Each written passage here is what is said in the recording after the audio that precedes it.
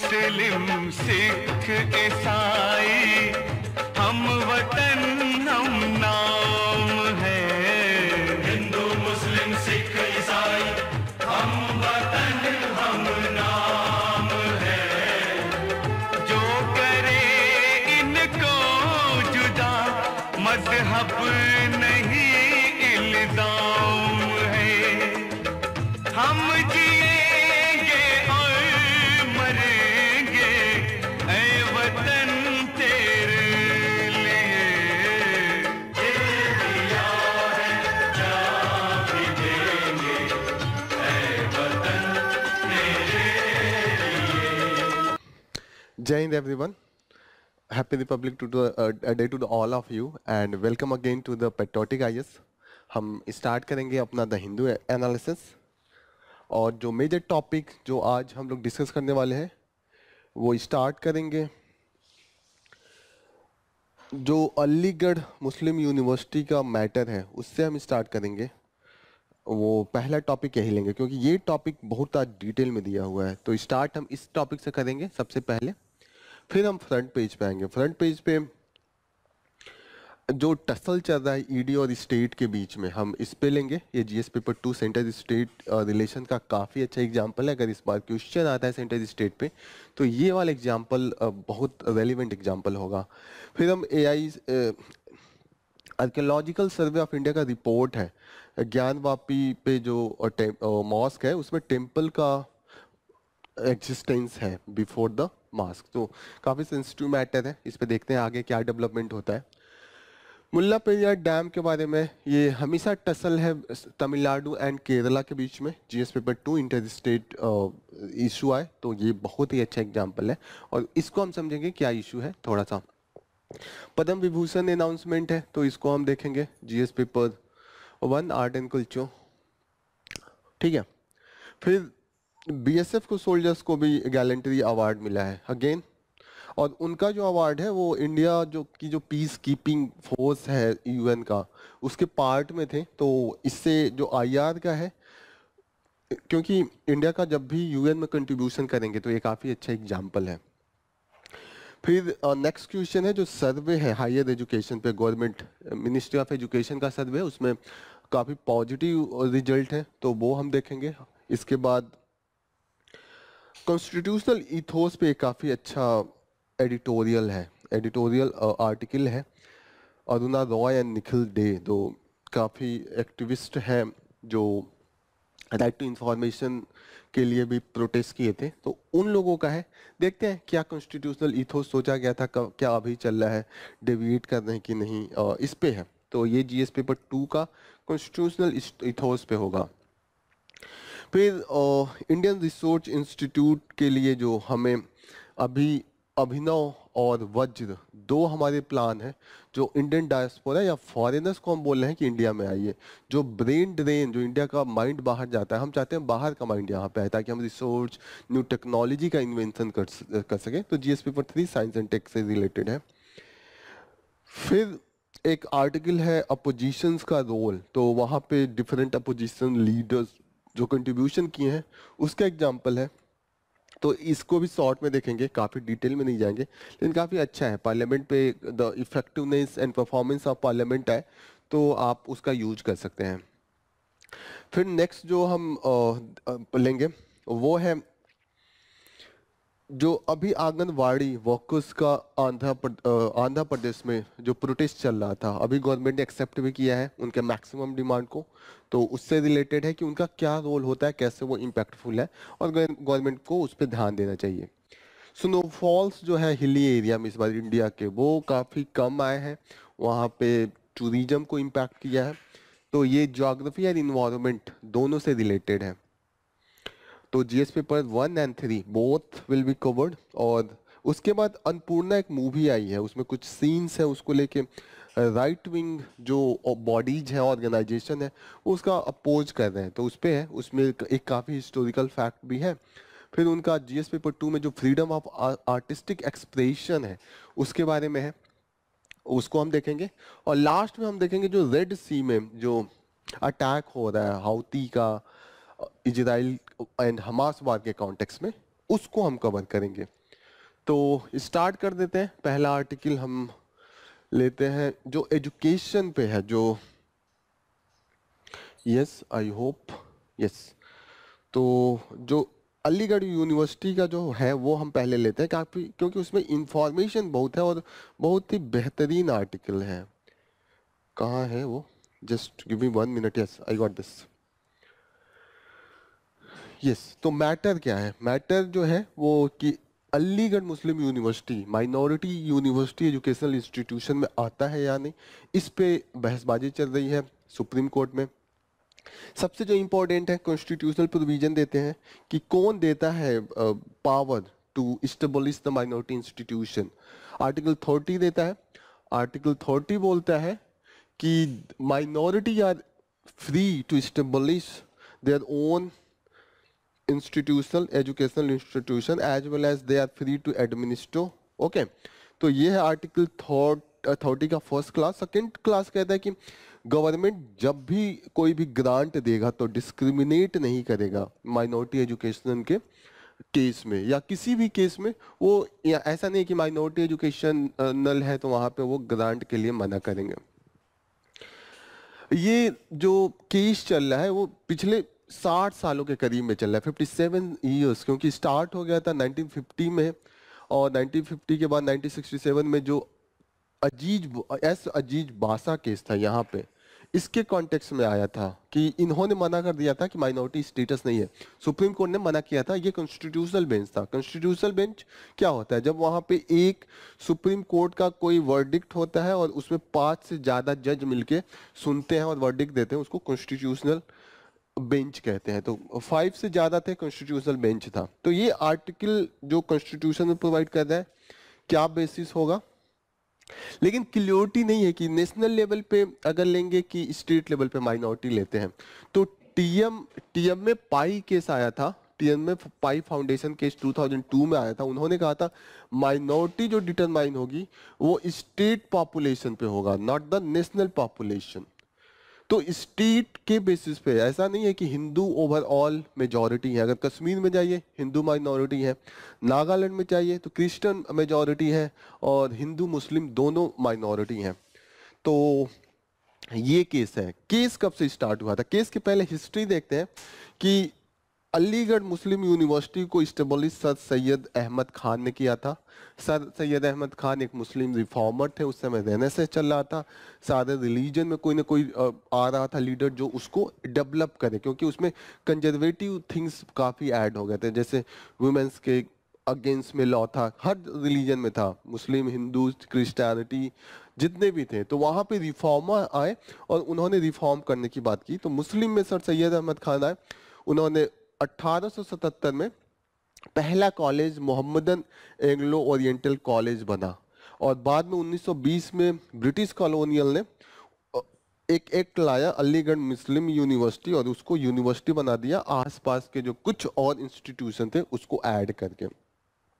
यहाँ तक सही था। 1920 में बोला कि ये टोटली माइनॉरिटी इंटरेस्ट को प्रमोट करेगा, माइनॉरिटी जो मुस्लिम्स के रिलीजियस वैल्यूज है या जो भी है, रिलीजियस एजुकेशन होगा फॉर द मुस्लिम। ठीक है, इन्होंने ये बोला। फिर इन्होंने एक यूनिवर्सिटी कोर्ट बनाया। ये जुडिशली वाला कोर्ट नहीं है, ये university court Aligarh Muslim university में बना दिया। बोला कि कभी भी जो एडमिनिस्ट्रेशन है और गवर्नेंस है उसको ये देखेंगे कि कैसे होगा। ठीक है, लेकिन जब हम फ्री हुए 1951 में, 1947 में फ्री हुए, उसके बाद जस्ट 1951 में गवर्नमेंट ने इस एक्ट को चेंज किया और उन्होंने ये कहा कि ये religious education for the Muslim को हटा दिया, कंपलसरी इसको रिमूव किया। फिर ये यूनिवर्सिटी कोर्ट को भी इन्होंने कहा कि केवल मुस्लिम ही इसके रिप्रेजेंटेटिव नहीं रहेंगे। 1920 वाला जो एक्ट था उसमें केवल मुस्लिम ही इसके रिप्रेजेंटेटिव हो सकते थे। तो थोड़ा सा सेक्युलर बनाया, थोड़ा सा न्यूट्रल बनाया।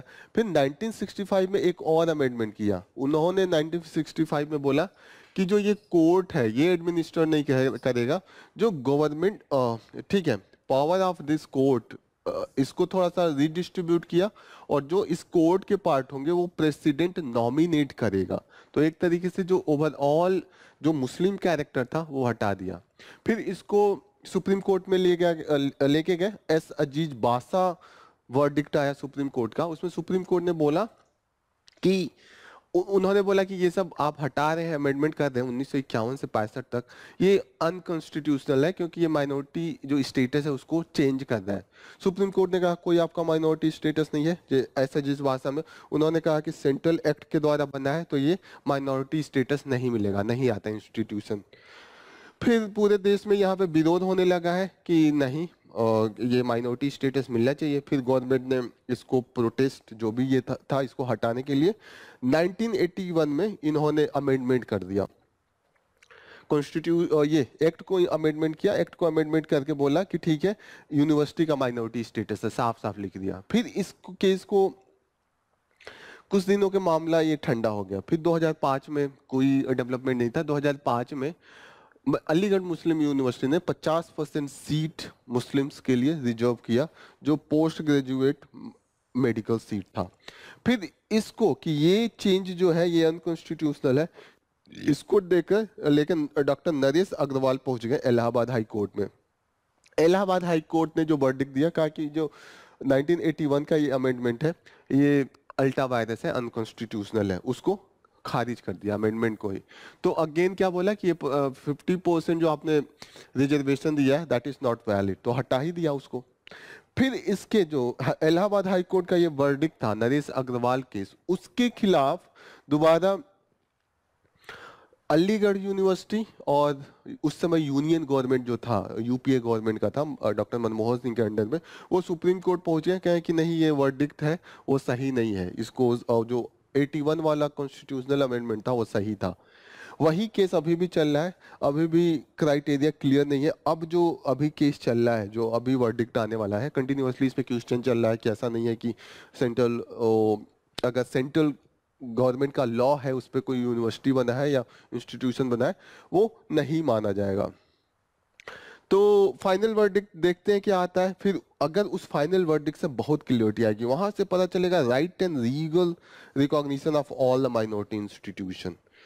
तो सिर्फ इसका अलीगढ़ मुस्लिम यूनिवर्सिटी पे ही इम्पैक्ट नहीं है, ओवरऑल इम्पैक्ट आने वाला है। इसलिए ये काफी इंपॉर्टेंट एक्ट बन जाता है, क्योंकि कॉन्स्टिट्यूशनल प्रोविजन एसोसिएटेड है, माइनॉरिटी स्टेटस क्या है वो है। तो आपको ये TM Pai case and S Azeez Basha case, please इसको याद रखिएगा, बहुत इंपॉर्टेंट है। अब हम आते हैं पहला जो न्यूज है, पहला न्यूज है जो टसल चल रहा है ईडी एंड स्टेट गवर्नमेंट का, कि ईडी क्या कर रहा है कि स्टेट मिनिस्टर एंड गवर्नमेंट के जो मशीनरी है उनके खिलाफ इन्वेस्टिगेशन स्टार्ट कर रहा है। फिर स्टेट गवर्नमेंट ने क्या करा है कि वो क्या कर रहे हैं कि वो जो सेंट्रल गवर्नमेंट के ऑफिसर उनके अंडर में होते हैं उनको ये लोग उनके खिलाफ केस कर देते हैं, उनको अरेस्ट करने लग रहे हैं। तो ये सेंटर स्टेट ये सब चल रहा था। फिर इसको अभी रिसेंट केस ये है कि तमिलनाडु के कुछ मिनिस्टर्स के खिलाफ ईडी इन्वेस्टिगेट कर रहा था, और इन्होंने स्टेट गवर्नमेंट का उसमें होता है कि ग्राउंड लेवल का जो इन्वेस्टिगेशन है आप कीजिए और आप जो रिपोर्ट है फॉरवर्ड कीजिए ईडी को। तो स्टेट गवर्नमेंट ब्लॉक कर दिया था ईडी का जो भी ये था इनका केस था। तो ईडी पहुंच गया है सुप्रीम कोर्ट। सुप्रीम कोर्ट में बोला कि ये कोऑपरेट नहीं कर रहा है जो स्टेट गवर्नमेंट है। तो उसी पे सुप्रीम कोर्ट ने कहा कि ये क्या चल रहा है कि आप उनके ऑफिसर को आप अरेस्ट कीजिए, वो आपके ऑफिसर को करें, तो ऐसे तो इसकी वैल्यू ही नहीं रहेगी। और जो इंडिया का कॉन्स्टिट्यूशन है, डेमोक्रेसी, उसका तो कोई वैल्यू ही नहीं रह पाएगी, जैसे तमाशा टाइप का हो गया। तो यहाँ पे वही ये सुप्रीम कोर्ट का ये है कि फिर सुप्रीम कोर्ट ने ये भी कहा कि हम एक मैकेनिज्म डेवलप करेंगे। अब इस केस को लिया है तो कहा कि ठीक है अब हाथ में आया है केस तो इस मैटर को पूरे तरीके से सॉल्व करते हैं। तो वो कह रहे हैं एक कोई बॉडी हम डेवलप करना चाहते हैं जैसे आपका भी केस है या आपका भी केस है, एक फ्री इन्वेस्टिगेशन हो और उससे ट्रूथ का ट्रूथ पता चल जाए। यहाँ पे उन्होंने बोला है कि अगर आप यही करेंगे कि एक दूसरे के खिलाफ केस करके इन्वेस्टिगेट करेंगे तो बाद में जो सच में करप्शन किया रहेगा वो भी यही कह के बच जाएगा कि मेरे खिलाफ पॉलिटिकल वेंडेटा है, पॉलिटिकल वेंडेटा है। तो इसलिए अगर केस हो रहा है रजिस्टर किया जाएगा, एक मैकेनिज्म बना रहा है। वो बॉडी क्या करेगी, तुरंत इन्वेस्टिगेट करेगी और देखेगी अगर सही मामला है तो उसको फर्दर पनिशमेंट होना चाहिए, और अगर सिर्फ वेंडेटा है पॉलिटिकल तो उसको नहीं लिया जाएगा। अभी तक यही है। एक चीज और जानिएगा, जो ये prevention of money laundering act है ना, इसके अंडर में जो ईडी को पावर है वो बहुत ड्रास्टिक है। उसमें उनको power to raid and arrest है, वो इवन द वारंट की भी जरूरत नहीं पड़ती है। तो इसमें ये कह रहे हैं कि ये जो पावर है उसको थोड़ा सा कर्व करना पड़ेगा। ये ऑल जितनी भी ये इंफॉर्मेशन है इसको आप ध्यान रखिएगा, देखते हैं आगे क्या डेवलपमेंट होता है। अगला इंपॉर्टेंट न्यूज है कि एएसआई जो आर्कियोलॉजिकल सर्वे ऑफ इंडिया है, उन्होंने अपना रिपोर्ट सबमिट किया है। रिपोर्ट में बोला है कि जो ज्ञान वापी जो साइट है, जो मॉस्क है, उसके जो दीवार है वो हिंदू मंदिरों से बने हुए हैं। तो इसका मतलब पहले वहां पे हिंदू मंदिर था, उसी को तोड़ के वो मस्जिद बनाया गया है। तो अभी ये देखिए सेंसिटिव इशू है, देखते हैं उसमें क्या क्या होता है। अभी राम टेम्पल का चल रहा था, अब ये हो गया। उसमें रिपोर्ट में ये भी लिखा है कि ये जो कंस्ट्रक्शन हुआ था वो औरंगजेब के टाइम में हुआ था, 1676 से 77 के बीच में।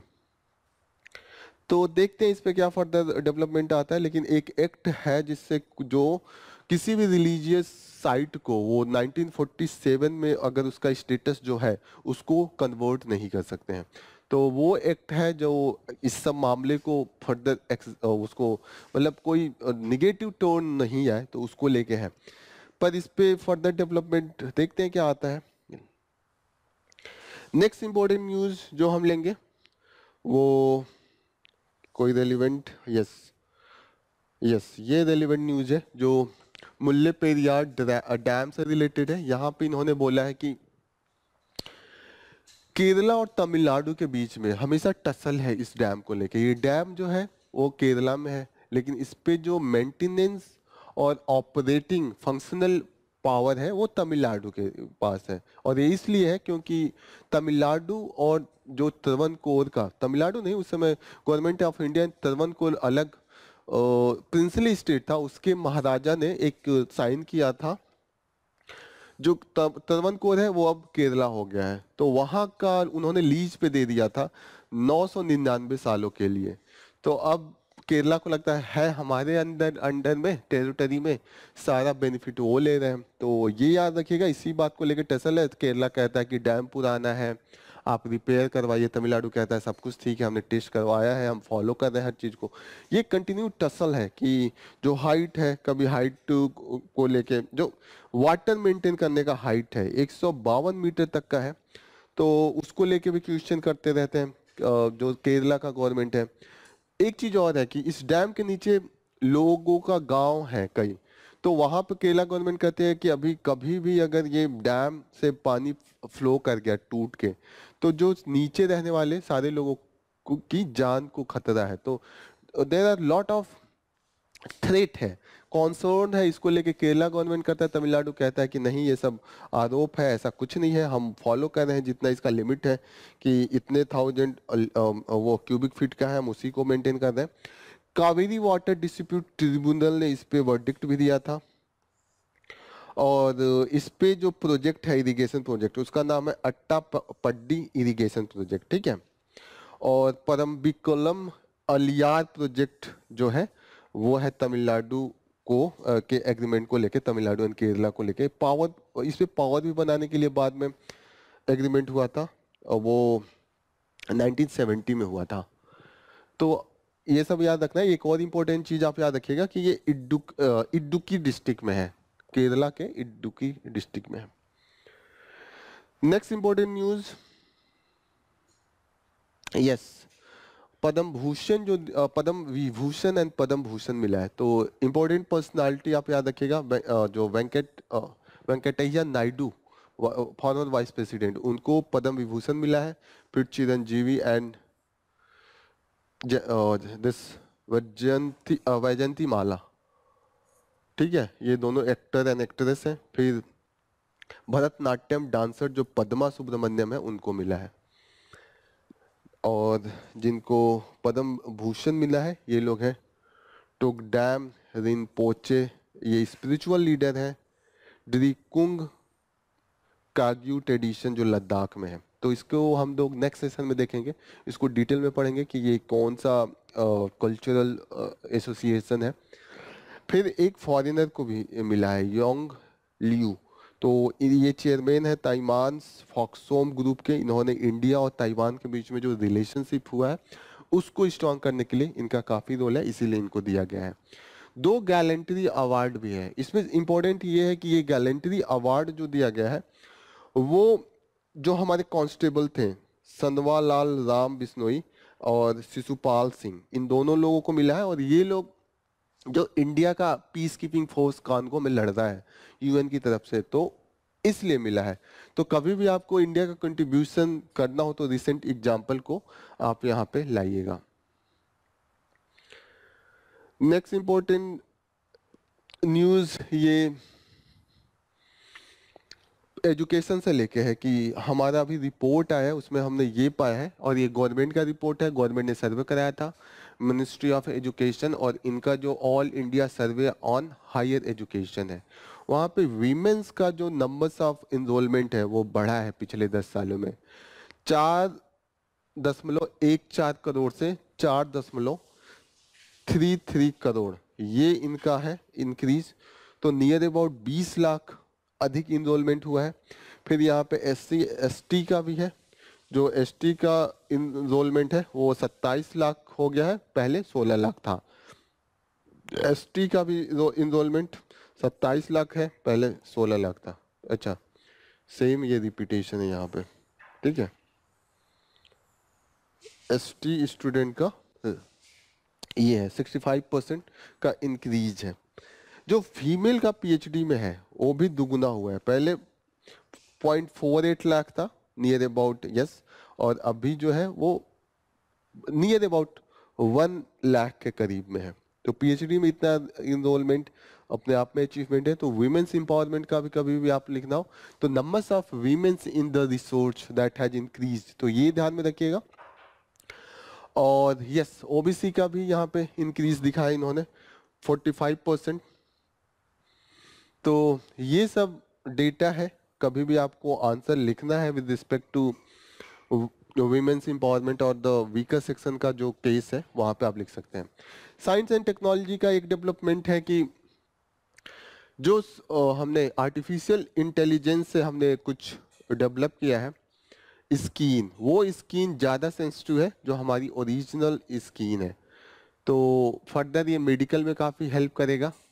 जो सेंसिटिविटी है, जैसे हम किसी आग को फील करेंगे, इन्होंने ऐसा आर्टिफिशियल इंटेलिजेंस से बनाया है, तो ये जो स्किन है वो ज़्यादा फील करेगा। तो हम इस पर एक्सपेरिमेंट कर सकते हैं, मेडिसिन बना सकते हैं। तो फर्दर डेवलपमेंट में इसका इम्पोर्टेंस है और इसका इम्पैक्ट होगा। तो याद रखिएगा कि हम आर्टिफिशियल स्किन बना रहे हैं, तो जब भी आपको आर्टिफिशियल इंटेलिजेंस पे कभी भी लिखना हो तो वहाँ पे आप इसका रिसेंट एग्जाम्पल जरूर दीजिएगा। दूसरा एक और साइंस एंड टेक से है, जल्दी से हम लोग कवर करते हैं कि जो ठंड का एक्सट्रीम कंडीशन है तो उसमें जो इम्पैक्ट है, जैसे कि आस्थमा की बीमारी हो या ब्रोंचिटिस ये बीमारी हो, इस पे काफ़ी निगेटिव इम्पैक्ट आ रहा है। दूसरा है जो हार्ट से रिलेटेड बीमारियां हैं, हेल्थ इश्यू है, उनमें ब्लड प्रेशर इंक्रीज हो रहा है, हार्ट रेट का जो बीट है वो इंक्रीज हो रहा है। तो एक्सट्रीम हीट भी अच्छा नहीं है, एक्सट्रीम कोल्ड कंडीशन भी अच्छा नहीं है, ये कॉमन चीज़ है। लेकिन किस किस बीमारी से रिलेटेड है इस पे थोड़ा आपको ध्यान देना है। ये लड़की यहाँ से लेके ये चींटी खा रही है, तो ये एक ट्राइब है यहाँ पे दिखाया गया है, और ये ट्राइब अमेजन की जो फॉरेस्ट है ब्राज़ील में वहाँ से रिलेटेड है। और वहाँ पे ये न्यूज़ में है, ये यानोमामी ये ग्रुप का नाम है, ये जो ट्राइब है इनका नाम है यानोमामी, और ये यहाँ के जंगलों में रहते थे। लेकिन यहाँ पे गोल्ड की माइनिंग हो रही थी, अब सोना सबको चाहिए, तो यहाँ पे गोल्ड माइनर्स पहुँच गए और वहाँ पे सारा इन्वायरमेंट इनका ख़राब कर दिया। तो इनका जो बेसिक्स खाने पीने की और जो फल फ्रूट्स जो भी थे उन पे इम्पैक्ट आया है, तो वहाँ पे इनके डेथ बढ़े हैं। और पिछले साल 308 यानोमोनी जो बच्चे हैं उनका डेथ हुआ था। तो काफ़ी ये इशू पब्लिक डोमेन में था तो वहाँ की गवर्नमेंट ने इसको अभी वहाँ पे माइनिंग बैन कर दिया, फिर भी इलीगली वो जा रहा है। तो कोशिश ये है कि इसको रोका जाए। तो यानोमामी, यानोमामी ये ट्राइब है, इसको याद रखिएगा, और ये अमेजन में इस समय पाए जाते हैं। नेक्स्ट इंपॉर्टेंट न्यूज़ जो हम लोग लेंगे, पहला न्यूज़ ये लेते हैं कि जो वैभव स्कीम है, वैभव ये न्यूज़ में है। गवर्नमेंट ने अनाउंस किया है, इसको इसलिए अनाउंस किया है कि जो इंडियन ओरिजिन या इंडियन डायस्पोरा फॉरेन में रह रहे हैं, उनको हम अगर वो रिसोर्स अच्छा कर रहे हैं और उनको अपॉर्चुनिटी दें ताकि इंडिया में आए और इंडिया का जो रिसोर्स साइंस एंड टेक्नोलॉजी का जो डेवलपमेंट है उसमें हेल्प करें। क्योंकि इंडिया में हमने देखा है कि इंडिया से लोग अगर ज़्यादा पढ़ रहे हैं या रिसोर्च है तो वो बाहर प्रीफर करते हैं। तो हमारा जो यहाँ का फर्टाइल माइंड है, अगर रिसोर्च और डेवलपमेंट नहीं होगा तो इकोनॉमी आगे नहीं बढ़ती है। इकोनॉमी टोटली डिपेंडेंट होती है resource and science and technology की। तो एक एफर्ट हमने ये करा है कि वो यहाँ पे आए, कुछ दिन रहें, यहाँ रिसर्च करें, यहाँ के जो इंस्टीट्यूट है, वहाँ पे जो एकेडमिया है उससे क्लोज रिलेशन बनाए और फिर उनको यहाँ पे थोड़ा सा स्टे कर जाए। ये हमारा मेन एम चल रहा है, ठीक है। इससे क्या होगा, genuine transfer of knowledge, innovation and work culture, तो ये सब यहाँ पे आएगा। ये भी है कि नॉन रेजिडेंट्स इंडियन भी यहाँ पे वापस आके रहे इसमें, क्योंकि अच्छा खासा पैसा भी दे रहे हैं, 4 लाख एक महीने के रुकने के लिए दे रहे हैं, और जो इंस्टीट्यूट है, जो होस्टिंग इंस्टीट्यूट है उसको दे रहे हैं। तो ऐसा नहीं ये पहली बार किया गया है, पहले भी इसका हमने देखा है कि department of science and technology ने वज्र स्कीम चलाया था। वज्र का फुल फॉर्म है visiting advanced joint resource faculty scheme, और इसमें भी यही था कि बाहर से जो माइंड है जो रिसोर्च एंड टेक्नोलॉजी में काम करें उनको लाया जाए। वज्र एक थोड़ा सा डिफरेंस था कि जो अभी हम वैभव की बात कर रहे हैं उसमें केवल इंडियंस ओरिजिन को के लिए स्कीम था। ये वाली स्कीम सिर्फ इंडियंस ओरिजिन्स के लिए नहीं था, और लोगों के लिए भी था, फॉरेनर्स और लोग भी यहाँ पे आ सकते थे। और दूसरी बात यह है कि जो अभी का वैभव है वो 3 सालों के लिए था, ये सिर्फ 1 साल के लिए है, ओके। और जो वज्र था उसमें 70 इंटरनेशनल फैकल्टी यहाँ पे आए थे, रह के रिसर्च करके गए थे, लेकिन कोई ज़्यादा इम्पैक्ट नहीं था। ये आगे वाले लाइन में यही बोल रहे हैं। फिर ये नेक्स्ट पैराग्राफ में बोलते हैं कि क्लियरिटी नहीं है इंडियन गवर्नमेंट को कि क्यों लोग बाहर जा रहे हैं, क्यों अंदर आएंगे। अब वो मेन जो बाहर लोग क्यों जाते हैं, क्योंकि वहाँ पे इंडिया में उतनी अच्छी फैसिलिटी नहीं है। जो हमारी रिसोर्च इंफ्रास्ट्रक्चर है वो यूएस में, यूरोप में काफ़ी स्ट्रांग है। जो मशीन्स है, जो फंडिंग है टाइम से होती है, यहाँ फंडिंग भी टाइम से नहीं होती है। जो फंडिंग का एक्सपेंडिचर है वो भी बहुत कम है, तो ये आप याद रखिएगा। दूसरी बात ये कहिएगा, ये यहाँ पे बोल रहे हैं कि यहाँ पे लैक ऑफ द फंडिंग और प्राइवेट पार्टिसिपेशन भी नहीं है, ठीक है। तो ये जो होता है ये limits on the academic freedom and trigger the change in the policy. तो लेकिन गवर्नमेंट का ये है कि यूएस में और इस अफ्रीकन कंट्री में काफ़ी कंपटीशन है, तो वो जो वहाँ पे अपॉर्चुनिटी नहीं पा रहे हैं वहाँ के लोग, या इंडिया के जो एनआरआई या जो बाहर जा रहे हैं इंडियन ओरिजिन के, तो वो वापस अगर इंडिया में ये प्रोवाइड किया जाएगा तो वापस आ जाएंगे, ऐसा ये बोल रहे हैं। नेक्स्ट इंपॉर्टेंट न्यूज़ जो हम लेंगे वो वाला आर्टिकल जो है वो आप इंडियन डायस्पोरा में भी यूज कर सकते हैं कि role of Indian diaspora, what the government is doing to promote that, ठीक है। ये न्यूज आंध्र प्रदेश से रिलेटेड है। यहाँ पे आंगनबाड़ी वर्कर्स का जो काफी विरोध चल रहा था, वहाँ प्रोटेस्ट चल रहा था कि सैलरी बढ़ाइए, अलाउंस बढ़ाइए, हमारा जो कंडीशन है वर्किंग कंडीशन वो सही कीजिए। गवर्नमेंट पहले चाहती थी कि इस प्रोटेस्ट को खत्म कर दें, और उसके लिए उन्होंने क्या किया था, essential service maintenance act impose करके उनको बंद करवाने की कोशिश किया था। पर क्या हुआ, लास्ट में हार मानना पड़ा, क्योंकि कंटिन्यूअसली इतना जो पुलिस फोर्स का यूज किया या जैसे भी यूज किया, जो वर्कर्स थी वो कंटिन्यू थी, तो मैक्सिमम उनको उनका मान लिया है।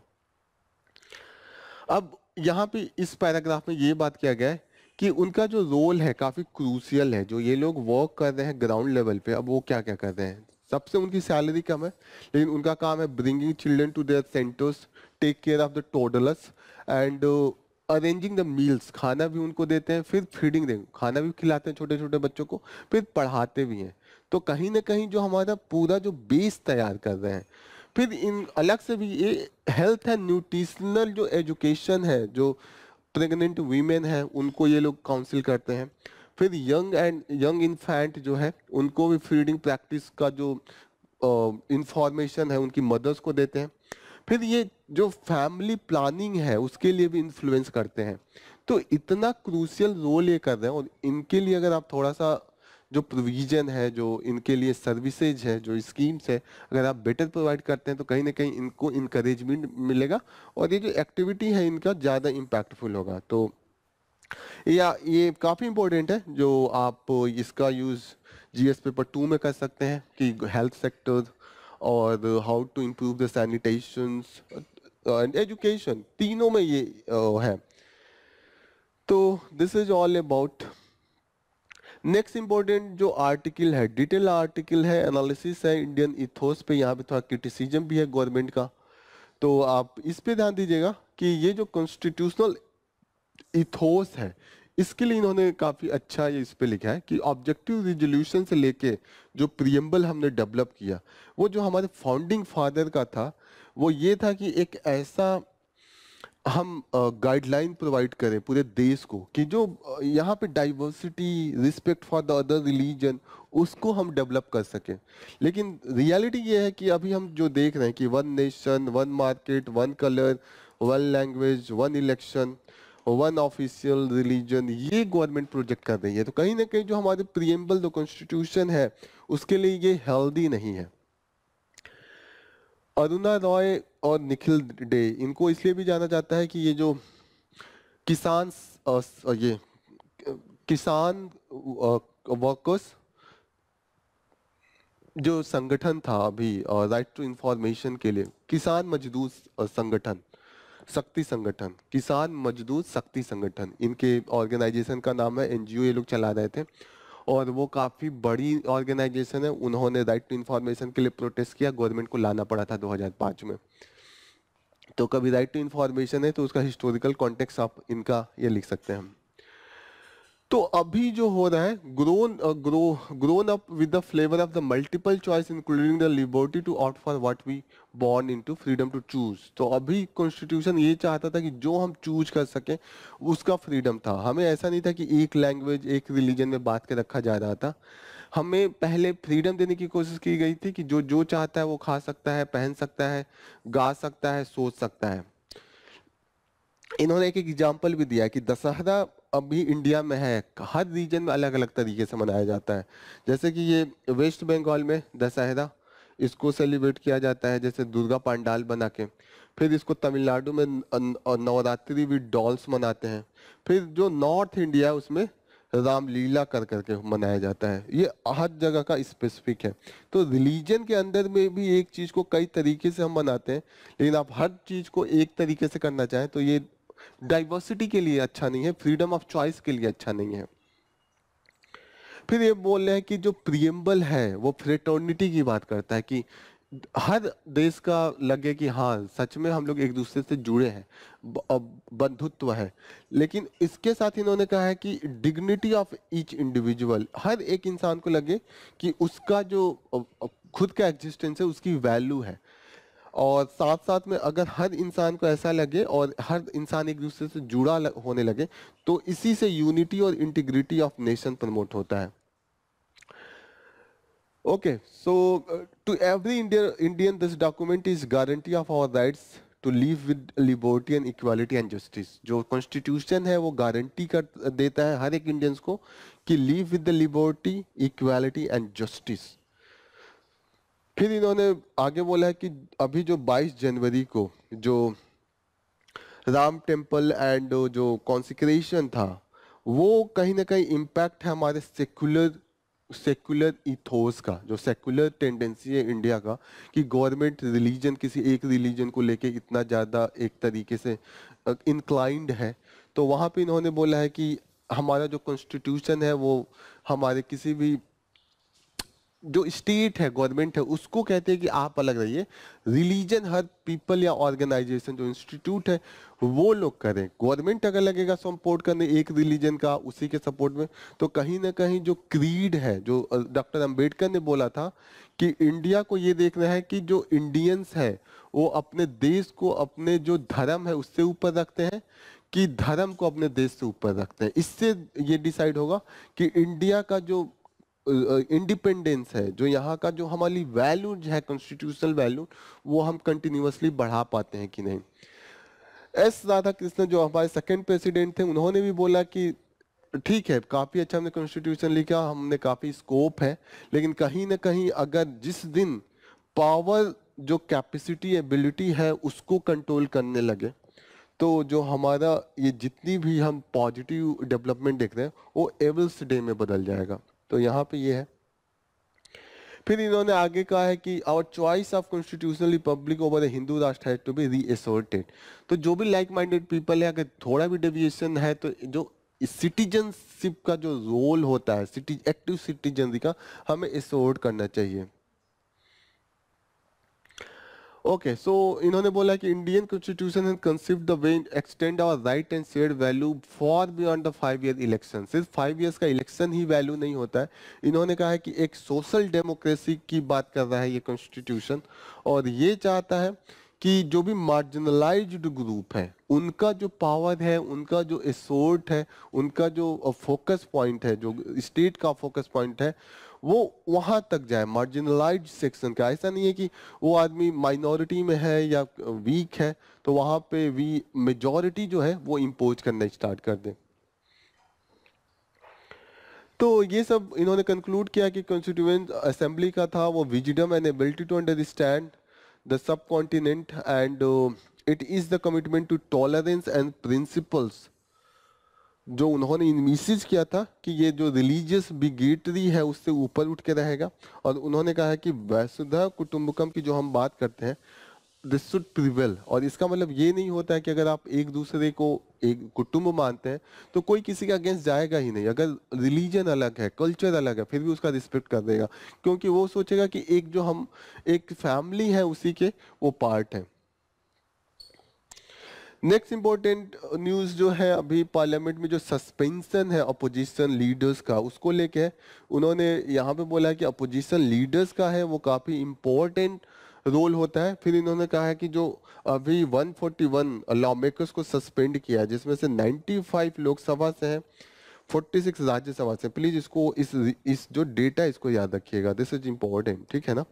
और यहाँ पे 25% जो ये रिप्रेजेंट करते थे इंडियन पॉपुलेशन का, 25% ऑफ द इंडियन, जिनको सस्पेंड कर दिया गया।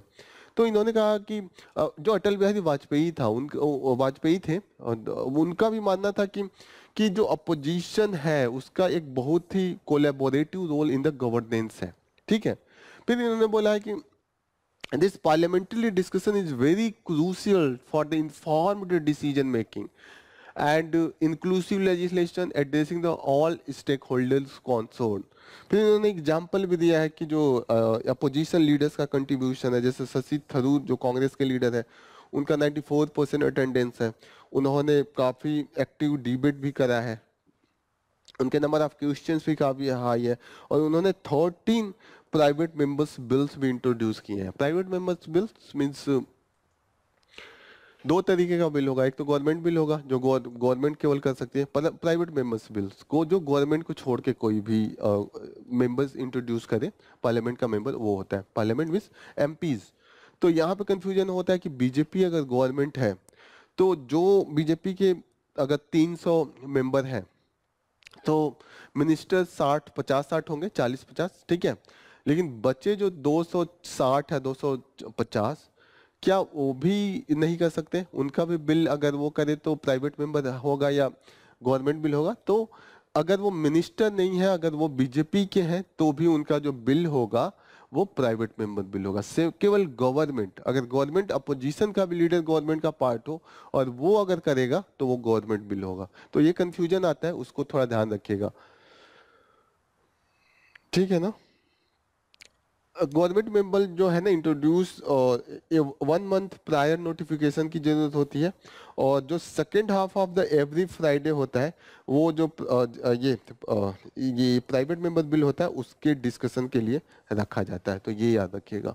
फिर इन्होंने आगे और भी एमपीज जिनके परफॉर्मेंस अच्छे हैं उनका एग्जाम्पल दिया है, जैसे एस जोशी ज्योति मानी, उनका ये देखिए काफी एक्टिव पार्टिसिपेशन है, ये वीडियो से पता चलेगा। Union budget 2020-21. For any government, budget is the pivotal key and it should be based on the poll promises made to the people. But this BJP government is anti-people and pro-corporate. They have thrown away all the promises to the wind and came out with a zero budget. I'd like to remind the finance minister through you, sir, about the tall promises made by our honorable Prime Minister. Us, it seems you all have selective amnesia. You promised 2 crore jobs for a year. What happened to that? You promised to double the farmer income. What happened? You promised to bring back all the black money and deposit 15 lakhs rupees in each Indian accounts. We are still waiting. What happened? You have promised safety and empowerment of women. What is happening now? Where are the promised Achedil? Jyothimani, 1 second. Look at what you have delivered. Instead of delivering your promise of 2 crore jobs, that means 12 crore jobs by now. You have delivered the highest rate of unemployment in 45 years of India's history. In Tamil Nadu, there are highly educated 14 lakh people had applied for 10 sweeper jobs. फिर आगे के भी इन लोगों ने काफी अच्छा participation किया, सबका यहाँ पे डेटा है। This is all about. Next important news जो हम लेंगे वो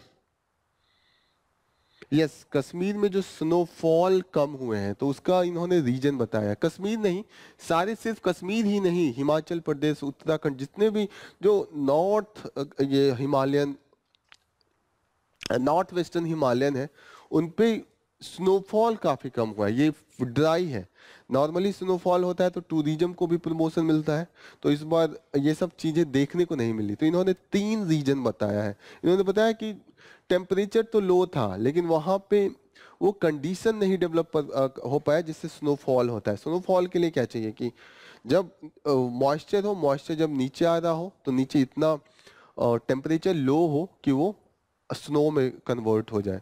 तो 3 रीजन जो बताया, पहला रीजन इन्होंने बताया कि वेस्टर्न डिस्टर्बेंस। तो वेस्टर्न डिस्टर्बेंस ये एसोसिएटेड है जो मेडिटेरियन सी वाला एरिया, वहाँ से विंड चलती है और मॉइस्चर लेके आती है, और वो जो वेस्टर्न इंडिया है वहाँ पे प्रेसिपिटेशन होता है दिसंबर जनवरी में, तो वो वेस्टर्न डिस्टर्बेंस के कारण होता है।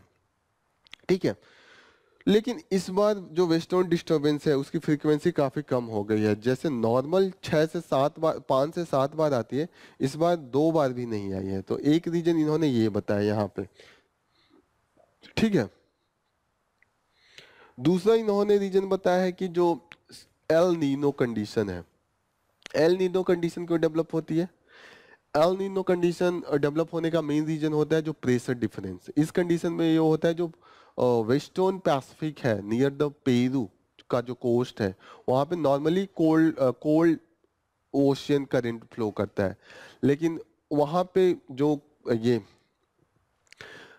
कोल्ड से वार्म ओशन करंट में चेंज हो जाता है due to the change in the temperature and the pressure gradient जो वहाँ से और इंडियन सब कॉन्टिनेंट का होता है वो थोड़ा सा वीक कर देता है, और जो मॉइस्चर कंटेंट फ्लो करती है उसका जो अमाउंट होता है वो लेस हो जाता है। तो दैट्स वाई ये इम्पैक्ट करता है इंडिया में less waterfall, less rainfall and precipitation. दूसरा रीजन यहाँ पे है कि जो जेट स्ट्रीम है वो थोड़ा सा वीक हो रहा है इंडियन सब कॉन्टिनेंट के जो ऊपर है नॉर्दर्न एरिया में, और उसका शिफ्टिंग देख रहे हैं आर्कटिक की तरफ, और इसका भी जो ग्लोबल वार्मिंग का है that is the main reason. यहाँ पे देखिए the emerging research suggest that the consequence of warming Arctic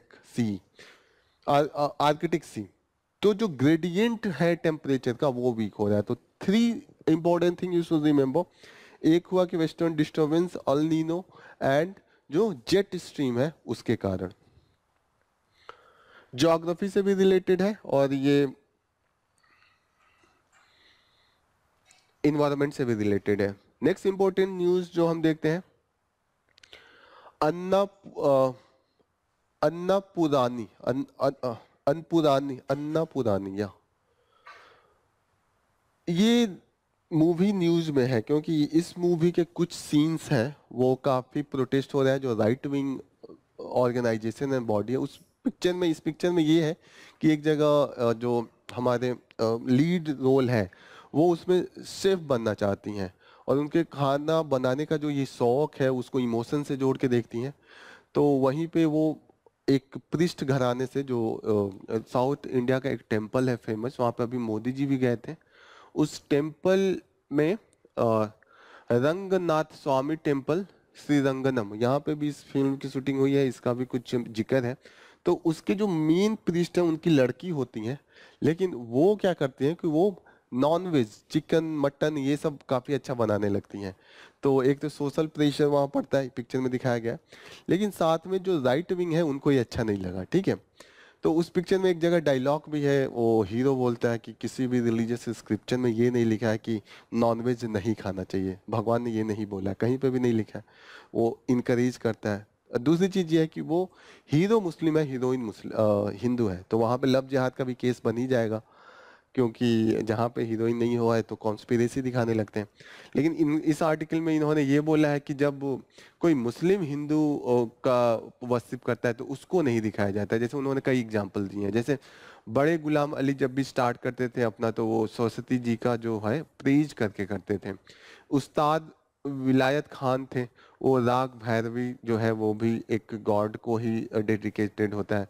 Mohammad Rafi का जो सबसे फेमस गाना है कि मन तर्पण हरि दर्शन को आज, ये सबको नहीं लिया जाता। लेकिन जहाँ पे भी दिखा दिया जाएगा कि मुस्लिम वैल्यूज़ को, जैसे कि उन्होंने बोला कि सलीम जावेद ने जो दीवार पिक्चर था उसमें उनके बैच को 786 दिखाया, तो ये अच्छा नहीं लगा था, जो राइट विंग प्रोटेस्टर लोग हैं, ठीक है। तो यहाँ तक इस मूवी में ये भी दिखाया गया कि फरहान की जो मदर है वो वेजिटेरियन है। तो लेकिन यहाँ मेन जो फंडा यहाँ पे एजेंडा बना है वो है कि हीरो मुस्लिम है और हीरोइन हिंदू है, तो यहाँ पे लव जिहाद का केस आ गया। फिर वहाँ पे भगवान, वो ये कहते हैं चीफ वो है। और यहाँ तक कि इस मूवी को जो central board of film certification है उसने पास कर दिया था, लेकिन बाद में कंट्रोवर्सी के कारण इसके डायरेक्टर को, मेन एक्टर को अपोलाइज करना पड़ा है और उस सीन को कट करने के लिए मजबूर करा गया है। तो ये सब चीज़ें हैं इसमें, ये बातें कि कही गई हैं। और इसमें इन्होंने बोला है कि दिक्कत ये है कि जब तक ये हिंदी लैंग्वेज में नहीं था, अपना साउथ इंडियन लैंग्वेज था, तब तक कोई प्रोटेस्ट नहीं हो रहा था। जो हिंदी का इसका वर्जन आया नेटफ्लिक्स पे, तब ये होने लगा। नेक्स्ट इंपॉर्टेंट न्यूज़, तो यहाँ पे आप आर्टिस्टिक फ्रीडम की बात कर सकते हैं। 19 आर्टिकल 19(1) की जो हम लोग बात करते हैं। नेक्स्ट और लास्ट न्यूज़ जो है वो रेड सी को लेके है। रेड सी में जो अटैक हो रहा है उससे ट्रेड पे जो इंडिया का इम्प्लीकेशन है, वो हमारा जो export of rice and maritime product है वो कम हो गया है। जब एक्सपोर्ट कम होगा, इंपोर्ट वही रहेगा, तो वहाँ पे ट्रेड डिफिसिट होने लगता है। और इंडिया का जो 90% जो ट्रेड है वो सी के द्वारा होता है, आपको याद रखना चाहिए। 100 क्विंटल अगर हम बाहर भेज रहे हैं तो 100 क्विंटल में 95 जो क्विंटल है वो सी से जाता है, सिर्फ 5 क्विंटल रेल, एयर, रोड ये सब है। तो काफ़ी ज़्यादा है, ये आप हमेशा ध्यान में रखिएगा। और जो भी ये जैसे Europe, north America, north Africa है, इसका जो रूट है वही है, रेड सी होके ही जाता था। तो इन सब पे काफ़ी इम्पैक्ट है। तो इंडिया का ट्रेड, बाद में इसका इन्फ्लेशन भी आ सकता है, क्योंकि जब रूट ज़्यादा होगा तो एक ट्रांसपोर्टेशन कॉस्ट ज़्यादा होगा, ट्रांसपोर्टेशन कॉस्ट प्राइस बढ़ा देगा। इंश्योरेंस ज़्यादा होगा क्योंकि अटैक हो रहा है, ये भी प्राइस बढ़ा देगा। प्राइस अगर बढ़ेगा तो इन्फ्लेशन में रिटर्न हो जाता है। तो आज हमने ये टॉपिक कंप्लीट किया है और यहीं पे हम अपने सेशन को कंप्लीट ओवर करेंगे। Thank you for the joining the session और once again all the best. जय हिंद।